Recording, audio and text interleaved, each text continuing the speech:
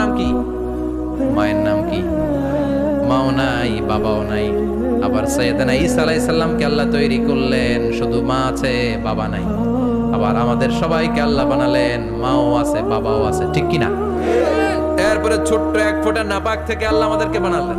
এই এক ফোঁটা বীর্যের মধ্যে যে প্রাণ আছে, এটা দুজন বিজ্ঞানী আবিষ্কার করেছে। লিয়েন হুক মাইক্রোস্কোপ যন্ত্র দিয়ে তারা বীর্যের মধ্যে, স্পার্ম ড্রপের মধ্যে গবেষণা করে পেয়েছে যে ওখানে কি যেন নড়ে, ওই এক ফোঁটা ড্রপের মধ্যে কি যেন নড়ে।